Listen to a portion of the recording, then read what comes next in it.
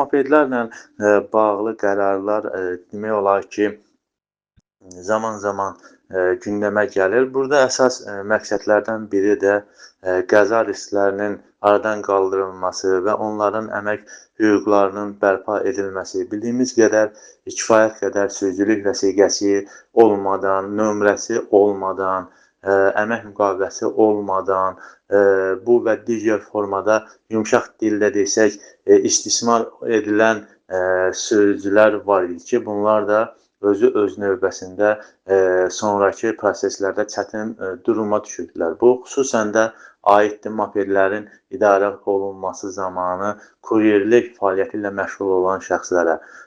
Mən düşünürəm ki, bu qərarlar sonrada onların öz peşələrinə, öz necə deyərlər, dolanışıqlarına, rifahlarının yüksəldilməsinə yüksək xidmət edəcək. Xüsusən də təhlükəsizlik qaydalarının riayət edilməsinə. Bəzən olur ki, moped sürücüləri çox təhlükəli bir hallardan keçirlər. Onlar çox riskli qruplara aid bir hərəkət manevrləri edirlər. Bu da öz-özlüyündə çox təhlükəli tendensiya ola bilər.